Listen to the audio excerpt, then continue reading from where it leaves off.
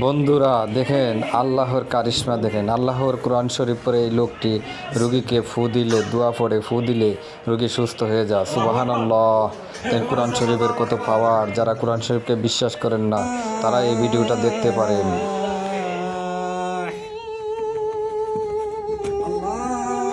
এই লোকটাকে দেখেন, এই লোকটা পাগল ছিল, কথা বলতে পারতেছিল না। উনি এই লোকটাকে কোরআনের আয়াত পড়ে ফু দিয়েছে এবং উনি বলতেছে আল্লাহ ও হাদিসের কথা বলতেছে। দেখেন লোকটা আস্তে আস্তে সুস্থ হচ্ছে। ইয়া আল্লাহ, ইয়া আল্লাহ, পৃথিবীতে এরকম লোক আছে বলে আমরা এখনো বেঁচে আছি। দেখেন লোকটা এখন পুরা সুস্থ হয়ে গেছে, লোকটা কথা বলতে পারতেছে। ইয়া আল্লাহ, ইয়া আল্লাহ, তুমি রহমত করো। ইয়া আল্লাহ, তুমি সবাইকে কোরআন শরীফ পড়ার তৌফিক দান করো। দেখেন কোরআনের কত পাওয়ার। ইয়া আল্লাহ।